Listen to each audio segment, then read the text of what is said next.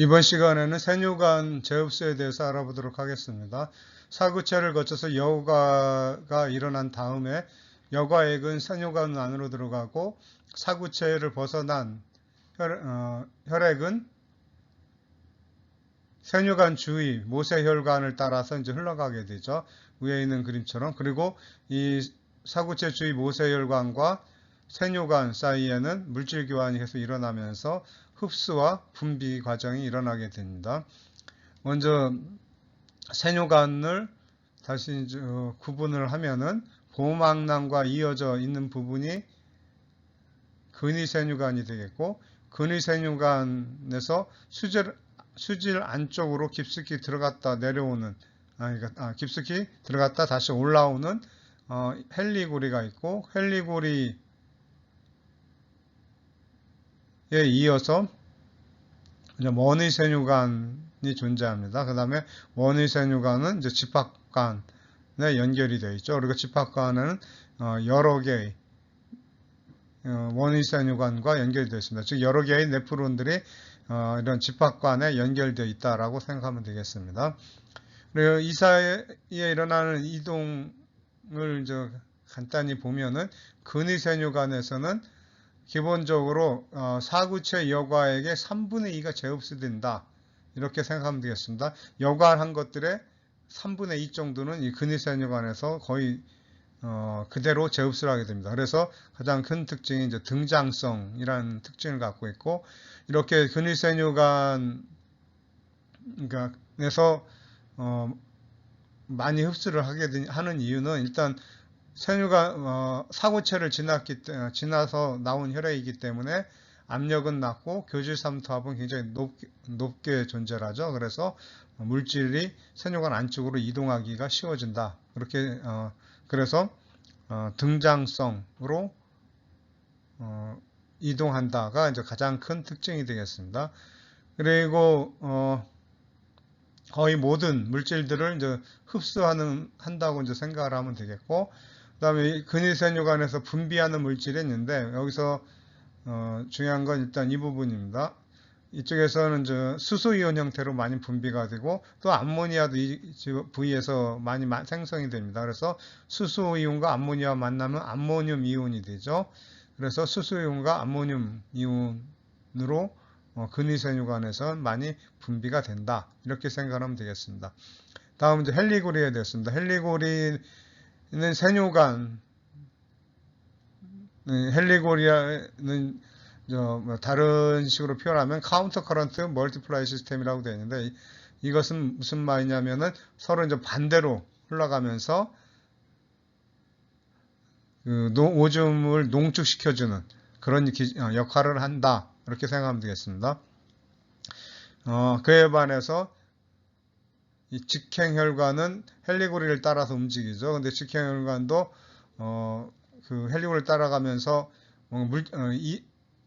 물질 교환 과정을 거치게 됩니다. 그러면서 이런 오줌의 그 농축이 일어나기 위해서는 그 그레디언트가 형성이 돼야 되는데, 그러니까 삼투물질 농도의 그레디언트가 수질 쪽에는 높고 피질 쪽으로 올라오면 농도가 낮아지는 이런 그레디언트 형성이 이 헬리고리에 의해서 이루어지고, 이 직행혈관은 그 그레디언트를 유지해주는 그런 역할을 한다. 라고 생각을 하면 되겠습니다.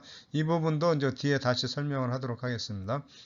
다음에 TAL이라는 것은 Thick Ascending Limb이 되겠습니다. 그래서 굵은 상행각, 우리말로는 그렇게 번역을 하고 있고요. 여기서 가장 중요한 것은 소디움, 포타슘, 클로라이드. 여기서 클로라이드는 이제 두 개가 이동되기 때문에 앞에 이제 E자가 써 있기도 합니다. 그래서 이 세 이온의 코트랜스포터가 존재한다.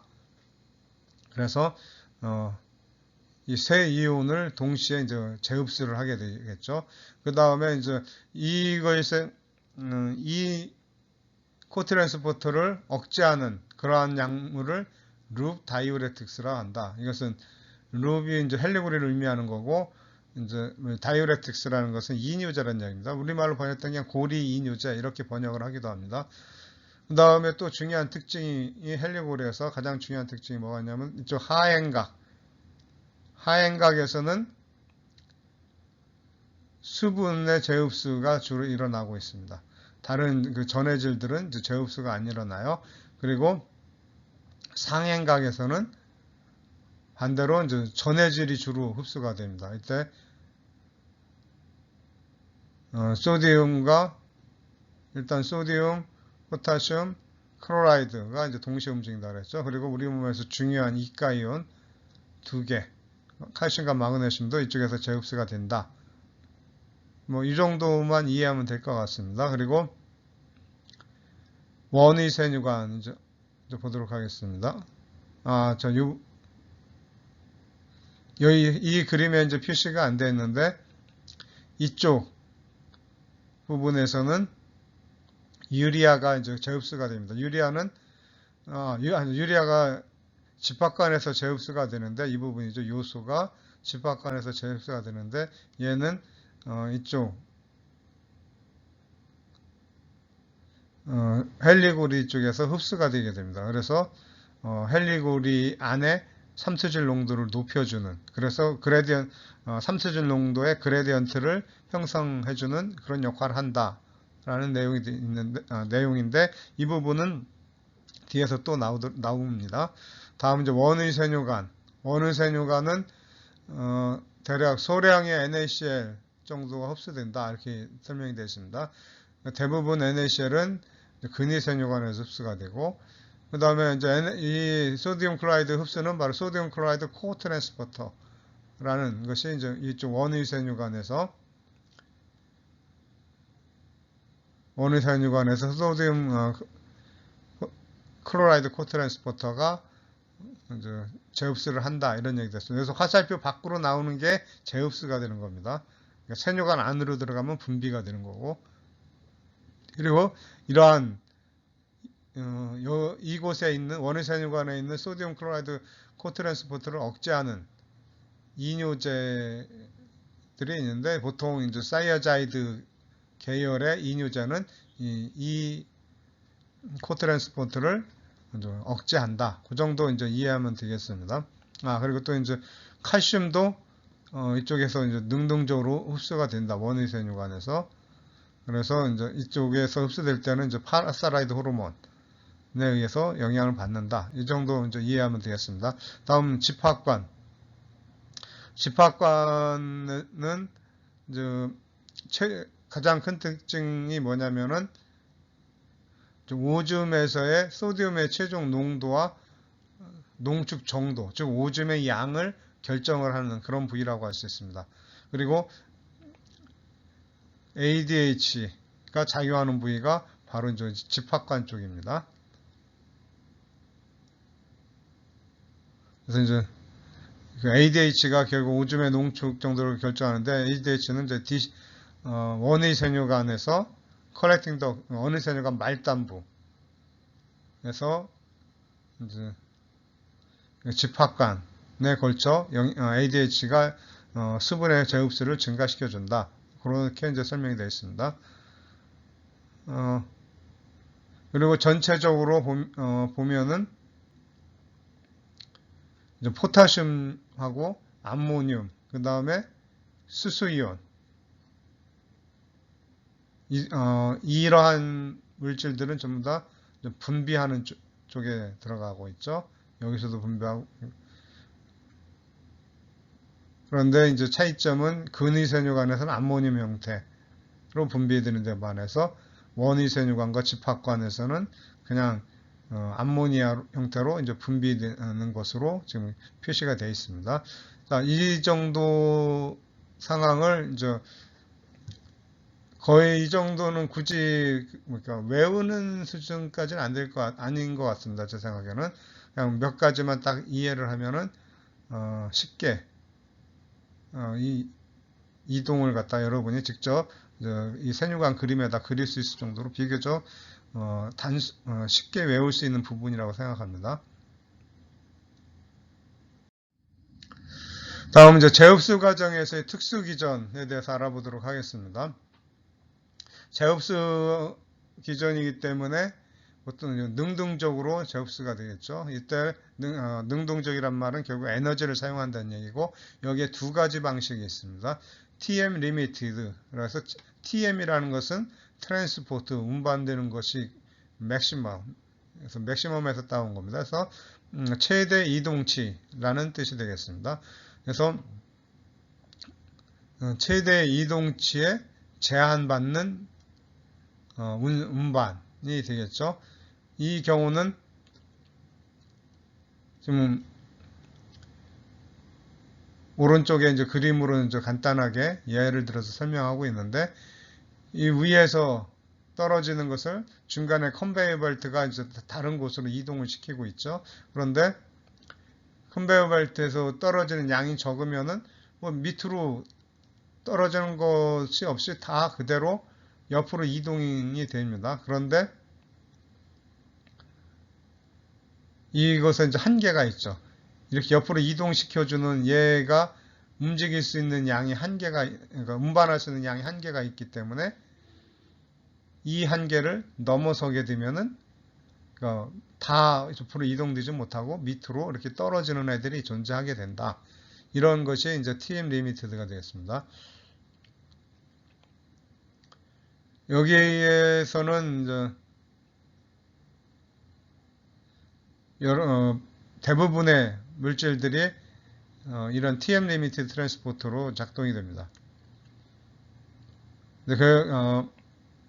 그에 반해서 농도 경사의 제한을 받는 그런 운반이 있는데, 이것은 무슨 말이냐면 농도차가 일정한 수준보다 커지면은 그보다 역행해서 이동하지 못하는 이러한 이동 방식이 이제 농도차에 제한받는, 그러니까 그레디언트 리미트 트랜스포터가 되는데, 여기에 대표적인 것이 이제 소디움 이온이 되겠습니다.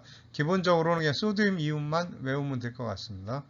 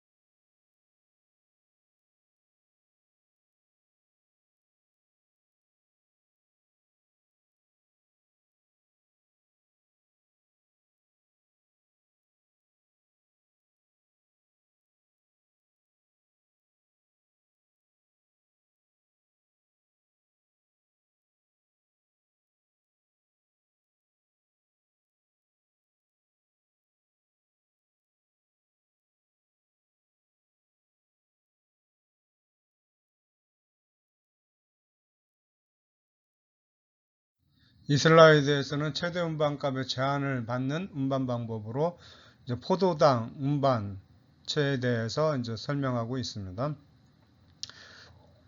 왼쪽 제일 상단에 있는 이 그림은 X축은 생효관 안으로 들어오는 그 당의 양이 포도당의 양이 되겠고, Y축은 오줌을 통해서 몸 밖으로 나가는 포도당의 양이 되겠습니다. 그런데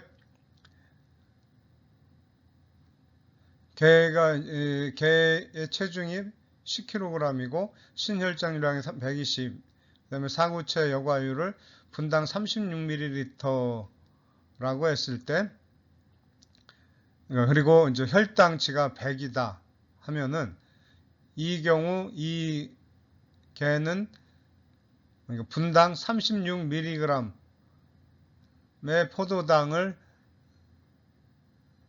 세뇨관 안으로 이제 여과가 일어나게 됩니다. 왜냐하면 분당 36ml고, 그러면 36ml 안에 있는 포도당의 양은 여기 혈당치가 100이니까 당연히 이제 36mg이 되겠죠. 그런데 이 그림 7-17을 보면 이 부분이 이제 정상적으로 세뇨관에 부하가 걸린다, 로드가 걸린다, 즉 세뇨관으로 들어오는 포도당의 양인데, 이 부분에서는 이때 어떻습니까? 실질적으로 소변을 통해서 나가는 양은 제로가 되죠. 그래서 전혀 표시가 안 되고 있습니다. 그런데 이 그래프에서 보이는 이게 60 근처 값으로 나오고 있죠. 만약에 혈당이 175 이상으로 올라갔다, 그러니까 175다 할 경우는 36ml, 그러니까 분당 36ml니까 36ml 안에 어떻게 100ml 안에 175mg이 들었으니까 36ml 안에는 계산하면 63mg이 이제 여과가 된다라고 이제 계산하면 나오게 됩니다. 그래서 분당 혈당이 175가 되면 분당 63mg이 세뇨관 안으로 들어오게 되는데, 이때부터 오줌으로는 어떻게 조금씩 포도당을 잃기 시작한다. 이렇게 이 그림을 보면 알 수가 있습니다. 그런데 이제 이것을 이제 점차 이제 여러 번, 그러니까 혈당을 점점 높이면서 그러면은 세뇨관 부하량이 이제 바뀌겠죠. 이렇게 바뀔 때 포도당이 얼마만큼 손실이 되는가, 그러니까 오줌을 받아서 그 오줌에 들어있는 포도당의 양을 측정하면 되는 거죠. 그 측정을 이제 계속 혈당을 다르게 해서 측정을 해보니까 이런 식으로 나온다고 좀 되어 있습니다. 그래서 이 부분을 전부 다 연결하면 이렇게 이제 직선이 나오게 될 겁니다. 이때 이 직선이 X축과 만날 때 이 값이 이제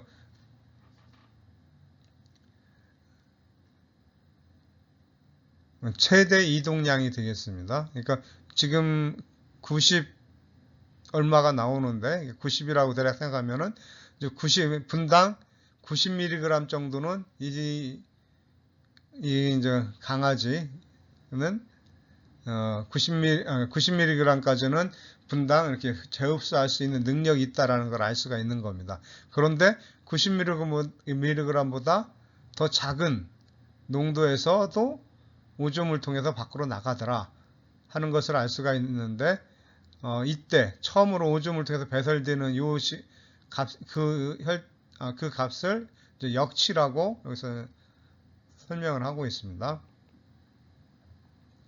그래서 세뇨관 안에 63mg 이상 세뇨관 안으로 들어온다 그러면은 오줌으로 나가게 된다. 그걸 혈당으로 치면은 175mg, 혈당이 175 이상 되면은 이제 오줌으로 포도당을 이제 손실하기 시작한다. 뭐 그런 의미가 되겠습니다.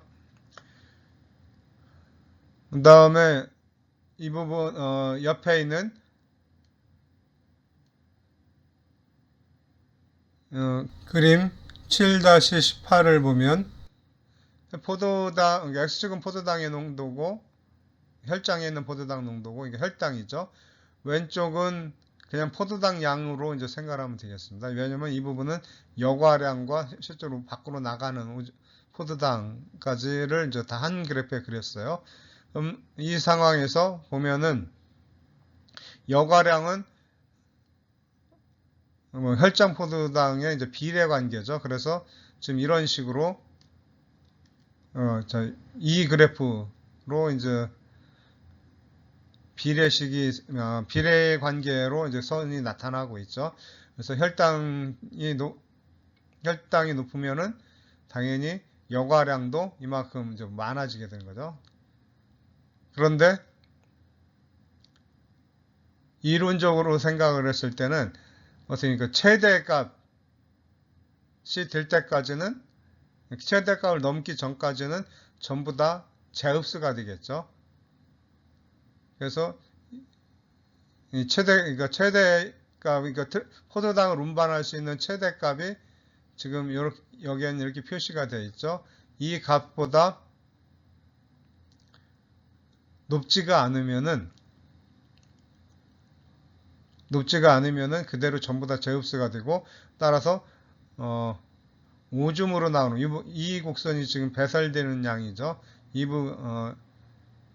지금 제가 타원형으로 그린 부분이 이제 배설되는 양이고, V 체크한 선은 이제 여과량이 될 텐데, 여과량이 이론적으로 생각할 때는 TM 값이 될 때까지는 배설이 안 돼야 되니까 원칙적으로 이 그림에서 보면은 혈당치가 300이 될 때까지는 이론상으로는 오줌으로 배설이 안 돼야 되는데 실제로는 오줌이 배설이 되고 있죠.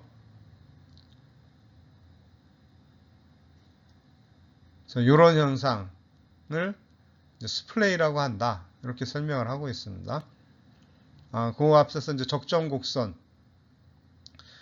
이제 위에 같은 이 혈장 내 포도당 농도에 따라서 여과량과 오줌으로 배출되는 양이 어떻게 변하는가 하는 것을 나타낸 것이 이제 포도당의 적정 곡선이 되겠는데, 이번에는 이제 농도 경사의 제한을 받는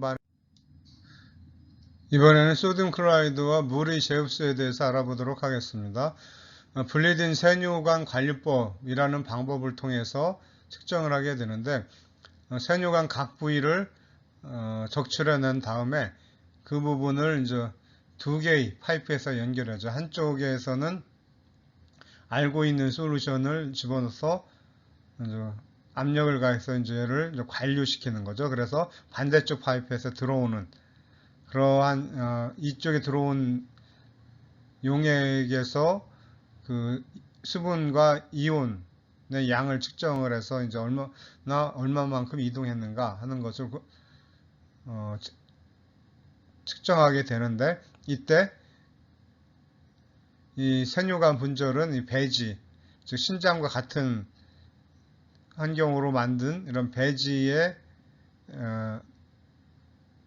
이 세뇨관 부위를 담궈야 되겠죠. 그렇게 해서 담궈진 상태에서 일정한 속도로 이제 흘려보낼 경우 이 안에서 배지와 세뇨관 사이에 물질 교환이 일어나면서 그 결과를 이 수지 파이프 안에 있는 용액을 통해서 우리가 알 수가 있게 됩니다.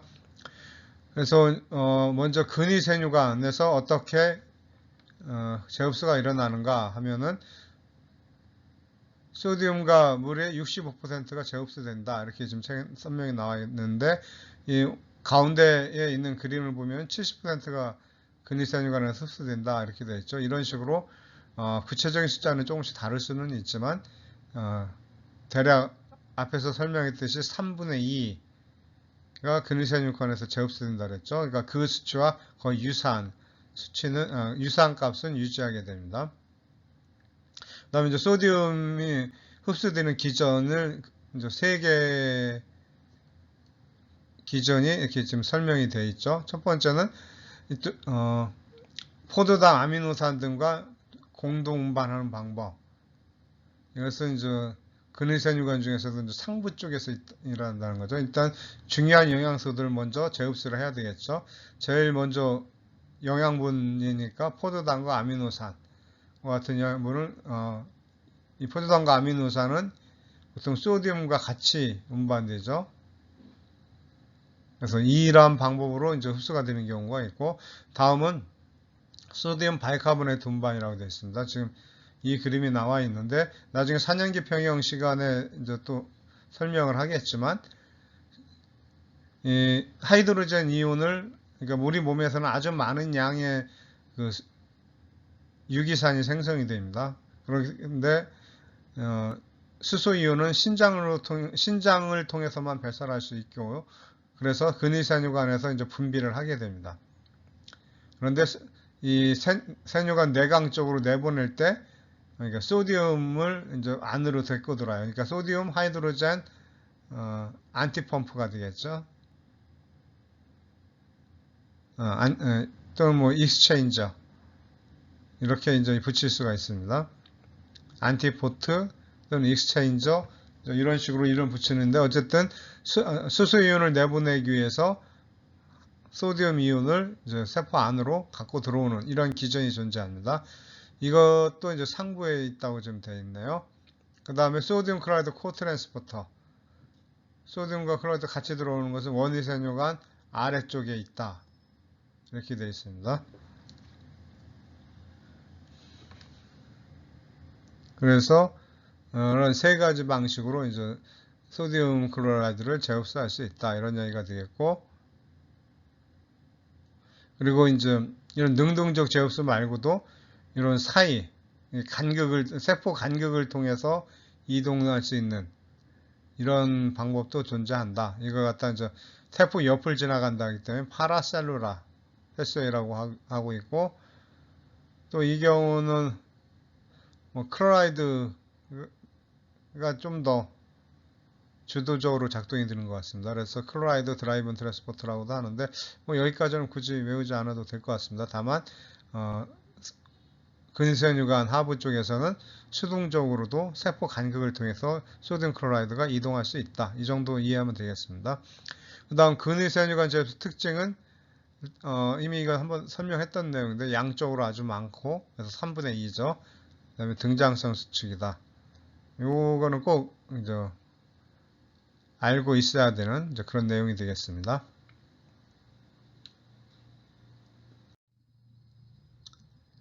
자, 이번에는 이제 헬리그레에서의 소디움 클로라이드와 물의 재흡수 과정을 보면은, 이제 하행각은 물에 대한 투과도가 아주 크다, 이렇게 됐습니다. 그래서 물을 재흡수하는 역할을 한다. 그 다음에 이제 상행각 같은 경우, 상행각은 이제 얇은 곳하고 굵은 곳이 있는데, 얇은 부분이 있는 상행각이 내측 외줄이고, 굵은 부분이 있는 상행각이 외측 수줄이죠.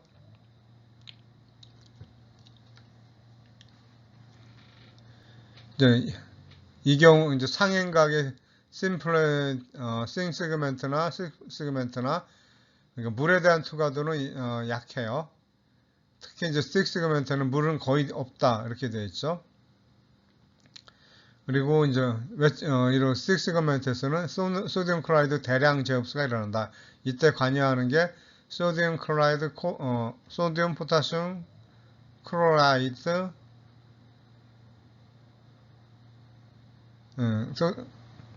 코트랜스포터죠. 여러 번 앞에서도 설명했었습니다. 이 운반체를 통해서 NaCl이 많이 흡수된다, 이렇게 되어 있고, 이제 스인시거멘트는 뭐 물에 대한 투과도는 거의 작고, 용질 투과도는 그래도 있다, 이렇게 이제 이해하면 되겠습니다. 여기 표로 이렇게 비교하는 표로 좀 나와 있나요? 하행각, 가는 상행각, 굵은 상행각 때 용질의 투과도, 용매의 투과도, 그 다음에 삼투압, 그 다음에 어떤 물질이 이동되는가,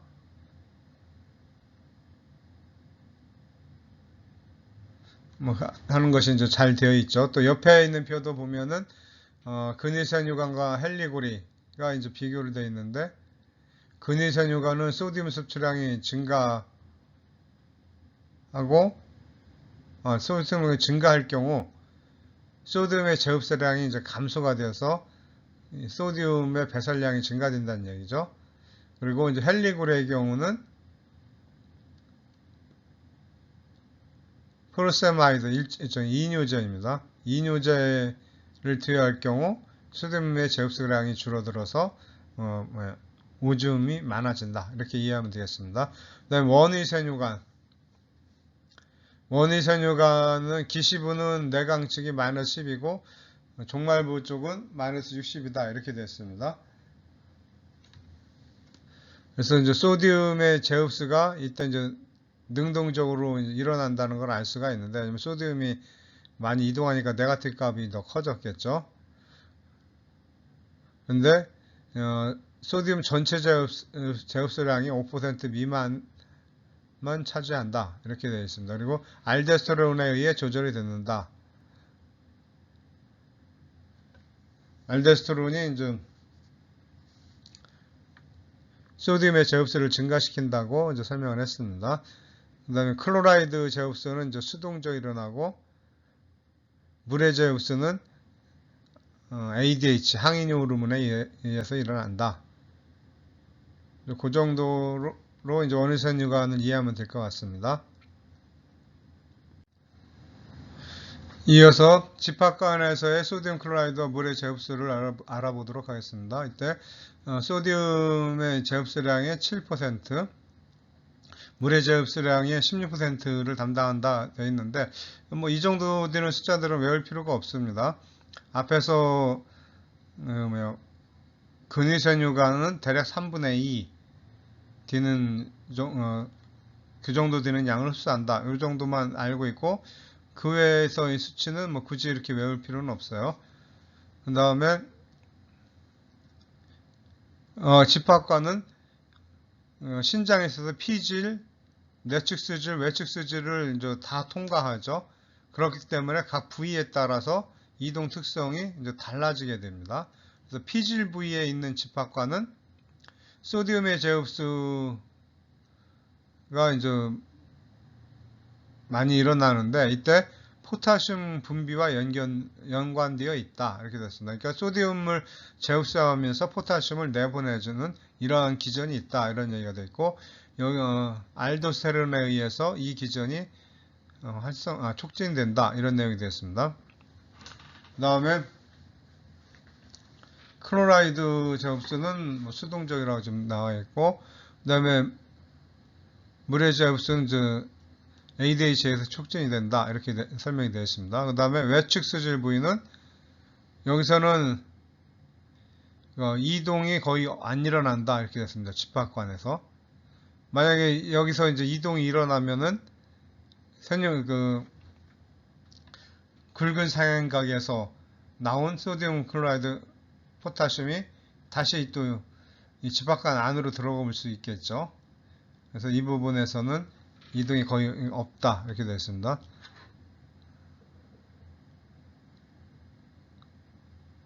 그 다음에 내측 수질 부위는 또 중요한 특징이 나와 있죠. 이 부분은 나왔습니다. 알도스테론의 영향을 받지 않는다. 소디움의 그러니까 내측 수질 부위는 알도스테론에 의해 영향을 받지 않는다. 즉 소디움의 재흡수는 알도스테론에 영향을 받지 않지만 물의 재흡수는 ADH에 의해 영향을 받는다. 그러니까 ADH에 의해 수분의 재흡수가 촉진된다 하는 것이 이제 나와 있습니다. 이 부분은 중요하다고 생각됩니다. 이어서 포도당과 아미노산의 재흡수 기전에 대해서 알아보도록 하겠습니다. 오른쪽 상단에 있는 그림은 이 노란색 부분은 근위세뇨관 내강이라고 이제 이해를 하면 될 것 같고, 그리고 여기 이제 솔변연막과 기점막이라고 표시가 되어 있죠. 따라서 이 부분이 이제 세포가, 그러니까 세뇨관 상피세포가 되겠습니다.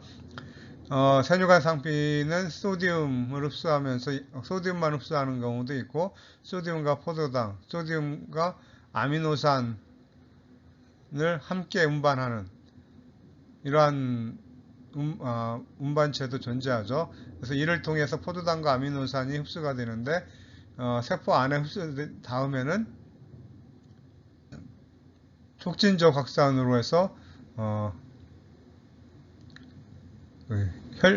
혈관 쪽으로 이동을 한다. 이러한 내용이 되겠습니다.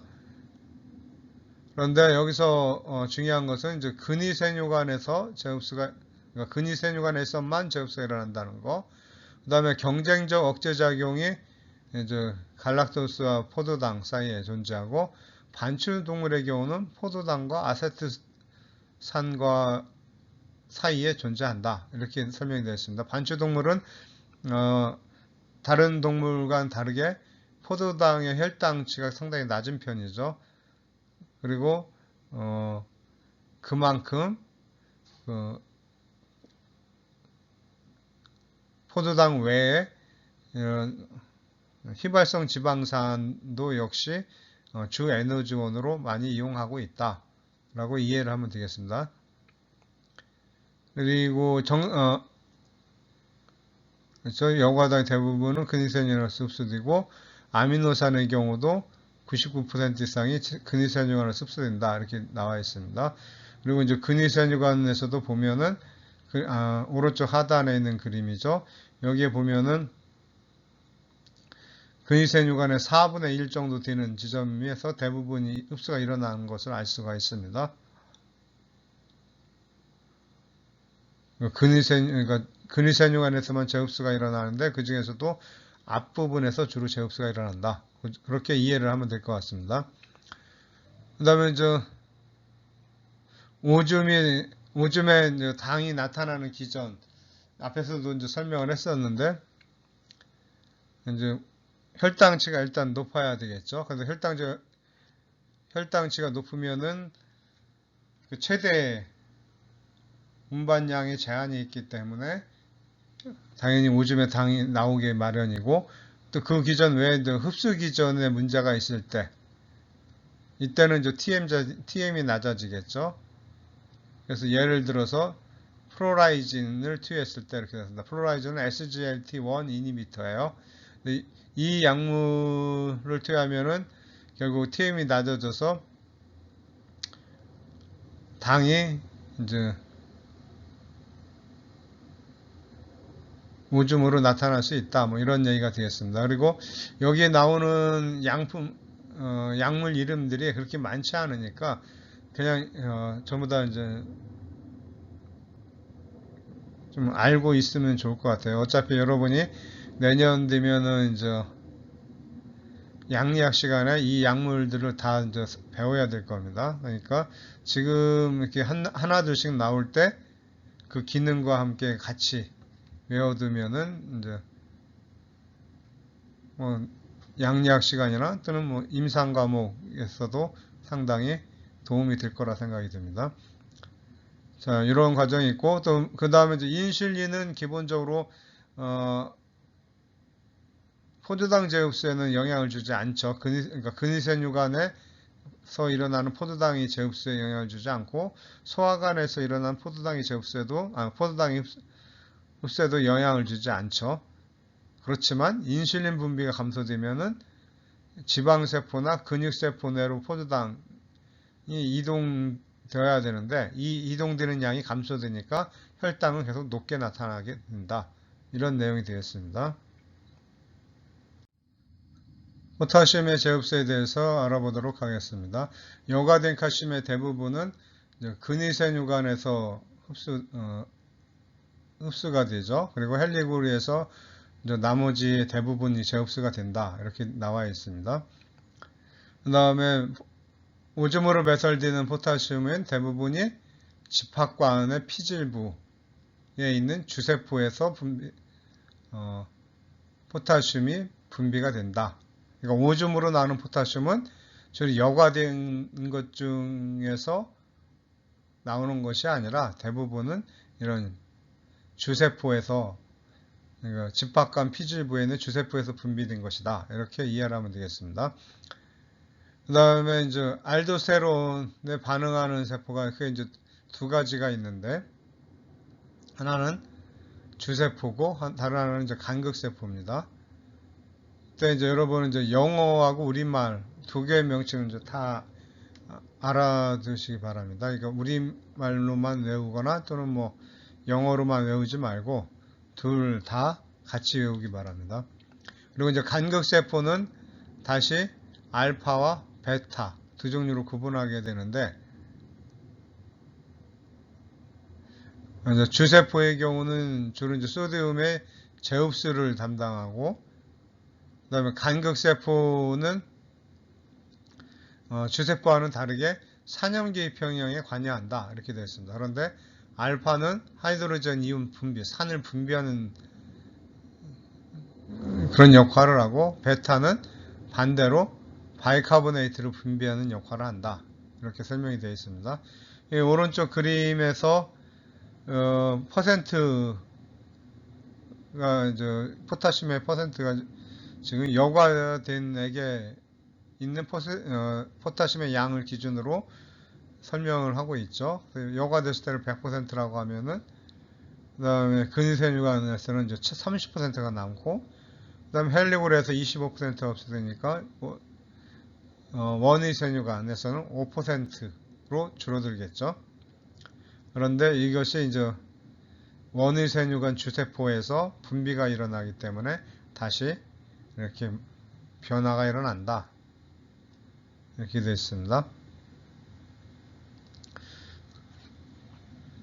그래서 보면은 여과된 액보다는 좀 작은 수준으로 이제 흡수가 되죠. 15%니까. 그렇지만 그 여과된 액보다 훨씬 더 많은 양을 내보낼 수도 있다 하는 것을 이제 이해하면 되겠습니다. 그 다음에 또 왼쪽에 있는 이 그림은 간극세포,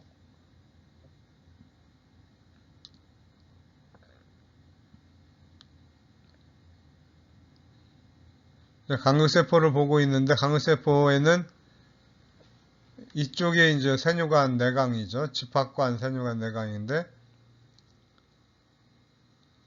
여기서는 이제 알파셀이 있는데, 알파셀은 수소이온을 내보내는 역할을 한다. 그러면서 이 혈장 쪽은 이제 바이카보네이트를 이제 몸 안으로 흡수를 하는 거죠. 그래서 바이카보네이트를 이동시켰으니까 반대로 클로라이드를 내보내주는, 클로라이드를 이제 세포 안으로 넣어줘야 정기적으로 이제 맞춰주겠죠. 그래서 이러한 과정으로 해서 수소이온을 집합관으로 내보낸다 하는 것을 설명하고 있고, 그에 반해서 베타셀은 완전히 이제 정반대죠. 정반대,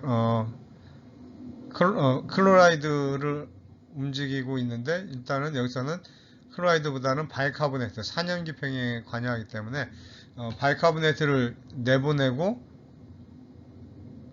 이렇게 되면은 몸 안쪽에서는 수소이온을 흡수하게 되겠죠. 그래서 베타 간극셀 같은 경우는 몸에 이제 알칼리증일 때 뭐 이런 이동이 일어나겠죠. 알칼리증이기 때문에 바이카보네이트를 내보내고 뭐 이런 이제 수소이온을 혈액 쪽으로 이동시키는 이제 이러한 기전이 일어난다 하는 것을 이해하면 되겠습니다. 칼슘의 제흡수에 대해 알아보도록 하겠습니다. 여과된 이온 상태의 칼슘 중 99%가 세뇨관에서 제흡수가 된다 라고 이제 나와 있습니다. 그리고 뭐 수치는 굳이 외울 필요 없고, 대략 근위세뇨관에서 3분의 2에 가까운 그런 수치를 나타내고 있죠. 그 다음에 근위세뇨관에서는 칼슘의 제흡수가 소듐과 물의 제흡수량과 같은 비율로 제흡수가 일어난다 이렇게 됐습니다. 이쪽은 이제 등장성이니까 이제 같은 비율로 흡수가 된다. 이렇게 이해하면 되겠습니다. 그 다음에 헬리고리는 좀 부위마다 좀 다르게 나타나는 것으로 되어 있지만 여기서는 1차적으로는 헬리고리 전체를 통해서는 칼슘과 소디움이 같은 비율로 재흡수가 된다. 근세뉴간 헬리고리는 이제 소디움과 같은 비율로 재흡수가 된다. 이런 의미가 되겠습니다. 그 다음에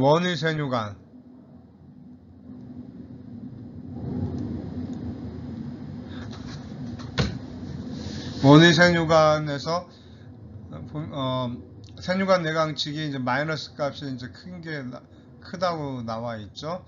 그렇다는 얘기는 포지티브 이온인 칼슘은 이제 능동적으로 재흡수가 일어나고 있구나 하는 것을 이제 알 수가 있는 거고, 그 다음에 이 원의 세뉴간부터 칼슘이 소디움과 이제 독립적으로 재흡수가 된다. 이렇게 이제 이해를 하면 되겠습니다. 왜 그런 현상이 일어나느냐 하면은 파라사이로드 호르몬 주입 시 칼슘의 재흡수는 증가하지만 소디움의 재흡수는 변화가 없다. 그래서 이제 이 부분 원의 세뉴간부터 칼슘은 소디움과 이제 독립적으로 재흡수가 일어난다. 이렇게 이해를 해야 되고, 그 다음에 이제 파라사이로드 호르몬은 기본적으로 칼슘 농도가 낮을 때, 그러니까 혈장 칼슘 농도가 낮을 때 증가하는데, 근위세뉴간에서는 억제하고 원위세뉴간에는 증가하고, 그러니까 칼슘의 재흡수를 증가시키면서 전체적으로 칼슘의 재흡수량을 증가시켜서 배설량을 감소시킨다. 이렇게 이제 이해를 해야 되겠습니다. 그리고 여기서 전체적으로는 파라사이로드 호르몬이 칼슘의 배설량을 줄여주는 효과가 있긴 하지만 전체 세뉴간에 걸쳐서 칼슘의 재흡수를 증가시키는 것은 아니다. 이런 정도 이제 이해를 하면 될 것 같습니다. 그리고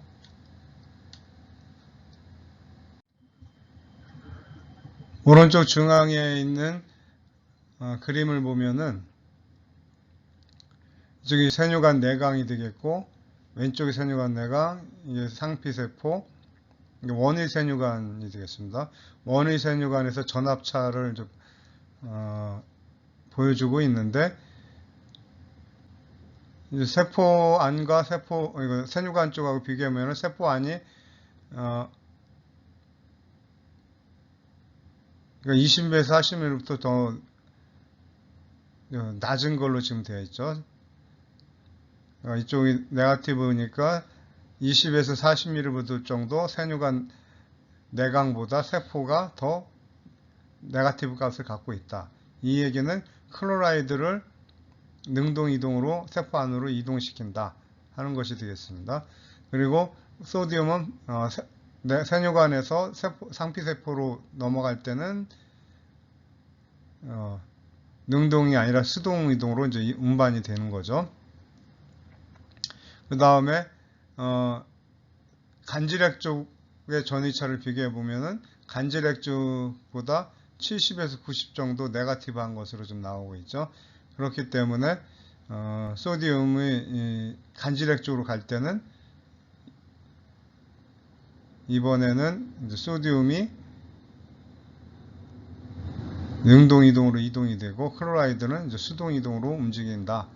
뭐 그런 얘기가 되겠습니다.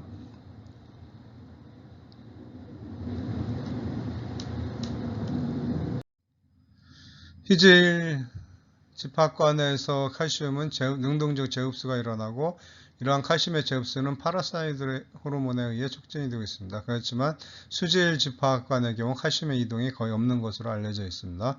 그리고 근위세뉴관과 헬리고리에서 칼슘의 재흡수는 소디움의 재흡수와 밀접한 관련이 있다. 이렇게 됐습니다. 이 그래프에 보면 소디움의 재흡수고 칼슘의 재흡수를 비교했는데 아주 일직선형의 관계를 나타내고 있죠. 그래서 고칼슘 혈중 한 축에 소디움의 섭취량을 증가시키거나 프로세마이드 같은 이뇨제를 투여할 경우 혈중 칼슘 농도를 낮출 수 있다. 왜냐하면은 결국 소디움의 제흡수 억제, 즉 소디움의 배설을 증가시키면 칼슘의 결국 배설을 증가시켜서 고칼슘 혈중의 증상을 완화시킬 수 있는 그러한 역할을 한다고 볼 수 있습니다. 여기서 뭐 프로세마이드는 이제 그러니까 고리 이뇨제 중에 하나다 이렇게 설명이 되어 있고, 그 다음에 아래에 있는 그림을 보면은 하루 동안에 칼슘이 어느 정도 이동이 되는가 하는 것을 보여주고 있습니다. 사람 기준으로 하루 동안 칼슘 섭취량은 약 1000mg, 그러니까 1g이 된다는 얘기죠. 근데 소장에서 흡수되는 양은 300mg이고, 이 300mg의 절반에 해당하는 150mg이 또 분비가 됩니다. 그래서 결과적으로 그 반, 150mg만 네트로 정미 흡수된다. 이렇게 이제 소화관의 흡수는 1000mg을 섭취했을 때 100mg만 흡수된다. 이런 얘기가 되었습니다. 그리고 그러니까 이제 대량 대변으로는 850mg이 배설되겠죠. 그리고 세포 외액에 있는 칼슘은 약 900mg이라고 지금 되어 있고, 그리고 뼈에 저장하는 양과 동원하는 양은 이제 같은 걸로 좀 나와 있네요. 그리고 이 소프트 조직에 이제 저장되어 있기도 하고 또 동원하기도 하고 뭐 이런 관계가 되는데, 이 수치는 이제 계속 유지가 되는 거죠. 그런데 배출은 어떻게 됩니까? 배출은 배설, 신장을 통한 배설은 150mg/day가 된다고 나와 있습니다. 그렇기 때문에 소화관에서 하루 네트로 흡수하는 양이 150이고 신장을 통한 배설이 또한 150이기 때문에 전체적으로 몸 안에 있는 이런 칼슘의 양은 그대로 유지된다라고 생각할 수 있겠습니다. 다음 마그네슘 재흡수를 알아보도록 하겠습니다. 세뇨간에서 95% 이상이 재흡수가 되는데, 이것은 이제 최대 이동치의 제한을 받는 이동이 되겠습니다. 그리고 그 기전은 아직 명확하지 않다 이렇게 되고, 종에 따라 좀 차이를 보인다 이렇게 알려져 있습니다. 개의 경우는 근위세뇨간에서 60%가 재흡수된다. 이것은 뭐 다른 전해질이나 다른 물질과 좀 비슷하죠. 그런데 쥐의 경우는 근위세뇨간 20%고 헬리고리에서 70% 이상이 흡수되더라. 그리고 이것은 마그네슘 경우는 종에 따라서 좀 다르게 흡수되더라. 이 정도로 이해하면 될 것 같습니다. 그리고 마그네슘의 재흡수는 파라사이드 호르몬에 의해 촉진이 된다. 이 정도로 이제 이해를 하면 될 것 같고요. 오른쪽에 나와 있는 그림은 하루에 이제 300mg의 마그네슘을 먹는데,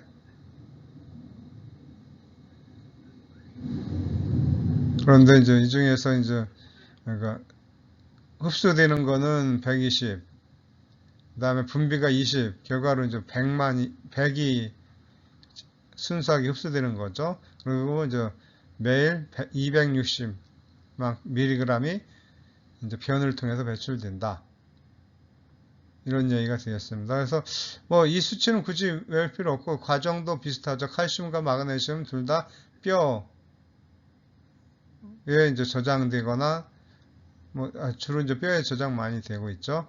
그리고 신장으로는 그러니까 들어온 만큼은 신장을 통해서 이제 배설이 되어야지 몸 안에 있는 전체 마그네슘 양은 이제 일정하게 유지가 될 겁니다.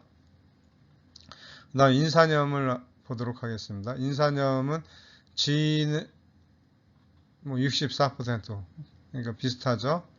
3분의 2 수치 비슷하고, 그 다음에 인산염은 요를 통해서 7%가 배설되는 걸로 되어 있네요. 그러니까 지금까지 나온 여러 전해질 중에서는 제일 배설이 좀 많은 걸로 그렇게 나와 있습니다. 그래서 TM 리미티드 최대 이동치에 제한을 받는 이동이고, 이때 이제 인산은 소디움 인산 코트랜스포터를 통해서 재흡수가 된다. 이렇게 설명이 나와 있습니다. 그렇지만 이제 TM이 평상시 여과량보다 작아 인산염의 일부는 항상 유로 배출이 된다. 그러니까 여태 나왔던 것 중에서 지금까지 나왔던 이온들 중에서 보면 이 부분은 처음 나와 있죠. 항상 일부는 항상 유로 배출된다. 사실 다른 것도 비율은 적지만 1% 이내로 배출이 된다. 이런 표현이 돼 있습니다. 그런데 여기서는 그냥 아예 상당한 수준으로 7%니까 상당한 수준으로 배설이 된다. 그렇기 때문에 이제 늘 배출된다라는 표현을 썼습니다. 그 다음에 체내 인산염 조절에 파라사이드가 가장 중요한 역할을 하는데, 파라사이드름이 과다하게 되면 인산염의 여과량이 증가되고 재흡수량이 감소되어 배설량이 증가된다. 그러니까 파라사이드는 마그네슘이나 칼슘은 재흡수량을 증가시키지만 인산염은 오히려 분비를 증가시켜준다. 이렇게 이제 이해를 하면 될 것 같습니다.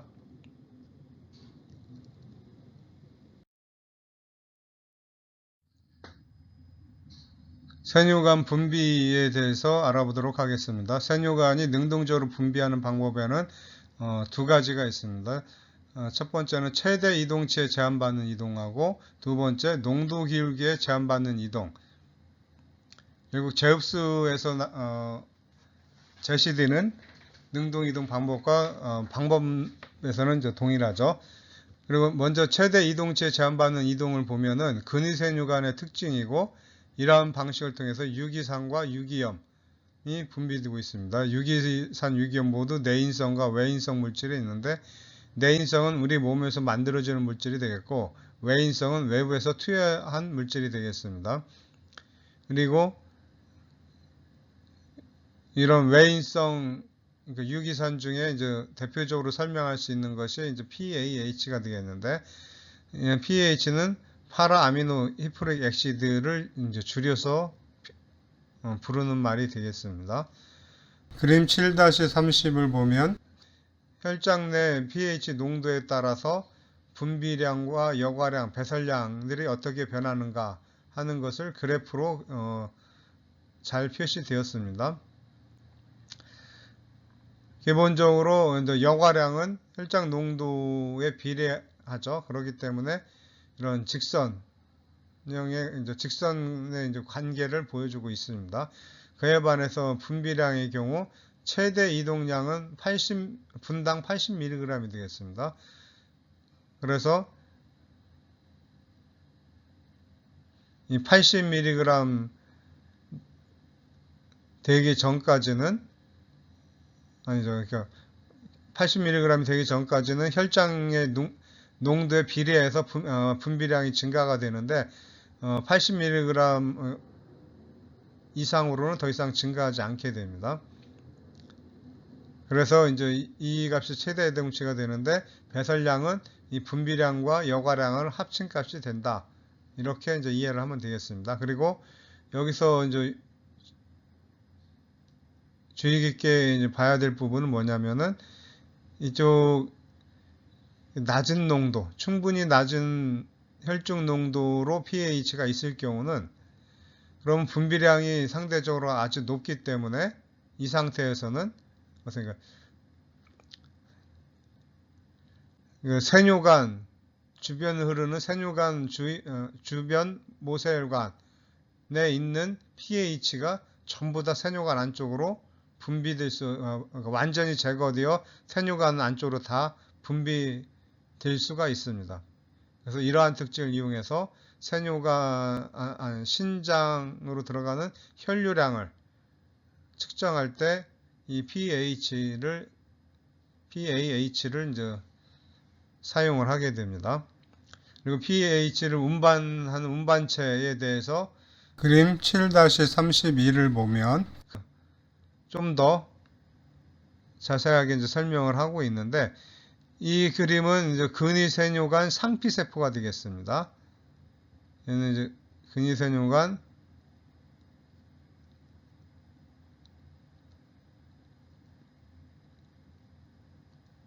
상피세포고, 그리고 이쪽 오른쪽이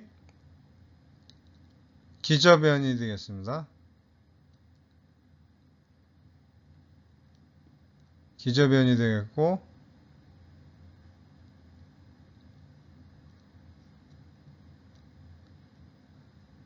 왼쪽이 세뇨관 내강이니까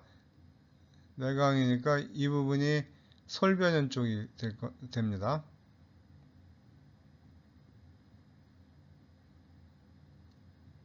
이쪽이 솔변연이고, 그런데 이 상피세포, 근위세뇨관 상피세포에서 PAH를 운반하는 운반체는 이 기저변 쪽에서 있고, 이때는 이제 능동이동으로 세포 안으로 이동시킵니다. 그런데 이 세포 안에 PAH가 농도가 높아지면은 이때는 수동으로 내강 쪽으로 이동을 한다. 이렇게 이제 설명을 할 수가 있습니다. 그래서 PAH는 이 기저변에서 능동적으로 이동되기 때문에 이제 완전히 그러니까 혈액에서는 완전히 제거될 수도 있다. 그 정도로 이해를 하면 될 것 같습니다. 그 다음에 또 나오는 내용이 이런 최대 이동체 제한받는 이동일 경우 유기산끼리 또는 유기염끼리는 서로 경쟁적 억제작용을 갖고 있다라고 설명을 하고 있습니다. 그래서 예전에 이제 페니실린이 이제 비쌀 때 이 페니실린과 PAH나 다른 유기산을 같이 투여했다고 합니다. 왜 그러냐면은 유기산끼리는 서로 경쟁적 분비 관계가 있기 때문에 이런 pH가 있으면은 아무래도 페니실린이 분비되는데 그만큼 더 오랜 시간이 필요하겠죠. 그래서 몸 안에 더 오랫동안 머무를 수 있기 때문에 그런 항생제 반응이 더 오랫동안 지속이 될 겁니다. 그래서 이런 유기산을 페니실린 투여할 때 같이 투여했었다라고 이제 이해를 하면 되겠습니다. 그런데 유기산과 유기염 기간에는 억제 현상이 나타나지 않는다라는 것도 이제 기억을 해두시기 바랍니다. 다음 이제 농도 기울기에 제한받는 이동의 예로는 이제 수소이온이 되어 있습니다. 그래서 근위세뇨관의 경우는 pH가 7.0이고 원의세뇨관이 pH 4.4라고 이제 알려져 있는데 이거는 사실은 상황에 따라 다를 수 있겠죠. 그런데 근위세뇨관이 pH가 좀 더 높은 거는 이제 높게 항상 나타날 겁니다. 왜냐하면은 근위세뇨관이나 다른 부위에서 수소이온이 분비가 되기 때문에, 그러면 수소이온이 아직 그래도 덜 분비된 상태가 되겠죠. 근위세뇨관이. 그래서 pH는 다른 부위보다는 좀 더 높은 상태가 유지가 될 겁니다. 그래서 수소이온이 이 경우 좀 더 pH가 높은 수소이온 농도가 낮으니까 수소이온 형태로 쉽게 유리가 되겠죠. 그런데 원의세뇨관에서는 사실 수소이온 형태로 이동하기에는 불가능합니다. 왜냐? 얘가 이제 4.4고 우리 체액은 7.4잖아요. 그러면 7.4면은 이 pH 4.4하고 3 차이가 나죠. 그럼 3 차이면은 수소이온 농도로 치면 1000배 차이 납니다. 그래서 pH 4.4보다 더 낮으면은 이 수소이온은 원의세뇨관에서는 분비가 안 일어납니다. 그래서 수소 이온의 경우는 농도 기울기에 따라서 제한을 받는다. 이렇게 이제 이해를 하면 되겠습니다. 그리고 그다음에 요산과 유리 케이지에 대해서 이제 간단하게 설명을 하도록 하겠습니다. 음식물을 섭취할 때는 그 안에 이제 핵이 들어있죠. 그러면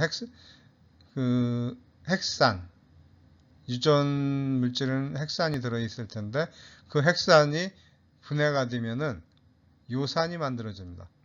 핵산이 대사되어 요산이 만들어지는데 이 요산은 다시 또 요산 분해 요소, 유리 케이지에 의해서 이제 대사가 이제 더 진행돼서 결국 배출이 되게 됩니다. 그런데 이 요산 자체는 물에 녹질 않기 때문에 침전돼서 몸 안에 이제 남아 있거나 어쨌든 침전된 상태로 이제 밖으로 나가게 됩니다. 그런데 요산의 경우는 이제 조류, 파충류에서 핵산 대사 치종 산물 중에 하나고 간에서 생성돼 대부분 요산분해에 의해서 분해되는데 그렇기 때문에 대부분 가축의 혈장에서는 혈장과 요 중에서는 농도가 낮게 나타납니다. 그에 반해서 사람과 조류에서는 요산 분해 요소가 없기 때문에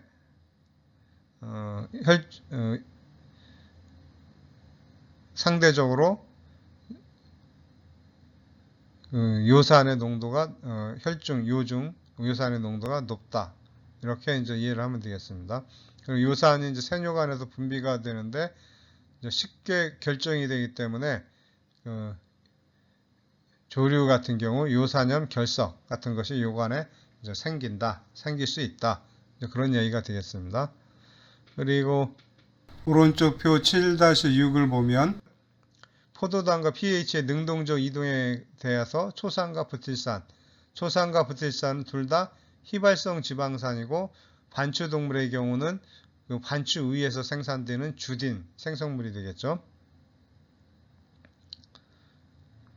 여기서 포도당의 경우 지금 여기서는 TMG로 표시되어 있는데 이건 포도당의 이제 최대 이동치를 의미하는 거 되겠습니다. 포도당의 최대 이동치가 121인데 이런 휘발성 지방산을 이제 주입을 하니까 이때 포도당의 최대 이동치가 오히려 줄어들더라 하는 것을 좀 보여주고 있습니다. 그래서 거의 뭐 절반 가까이 줄어든 것을 좀 확인할 수가 있습니다. 이것은 결국 휘발성 지방산과 포도당이 여기서 이제 재흡수 과정인데 재흡수 과정에서 서로 경쟁적 억제작용이 있다 하는 것을 알 수가 있습니다. 그리고 pH는 이 페이지에서 이 슬라이드에서 설명했듯이 분비 과정이 되겠죠. 분비의 최대 이동치가 67, 83 이렇게 된다고 나와 있습니다. 그런데 부틸산과 초딜산을 투여를 해보니까 이것이 96, 95 수준으로 올라가더라. 그래서 pH의 배설은 이런 부틸산과 초산에 의해서는 오히려 증가되더라 하는 것을 이제 알 수가 있습니다. 이것은 결국 이렇게 최대 이동치를 높여서 배설량을 증가하려면은 많은 이제 에너지가 이제 필요로 할 텐데 휘발성 지방산을 공급해줬다는 얘기는 곧 에너지를 많이 공급해줬다는 의미이기 때문에 결국 이런 식으로 이런 PAH를 분비하는데 이제 분비하는 능력이 더 이제 커졌다. 그래서 TM치가 커졌다. 이렇게 에너지를 공급했기 때문에 TN 값이 올라갔다라고 이렇게 이해를 하면 되겠습니다. 오늘은 여기까지 하도록 하겠습니다. 수고하셨습니다.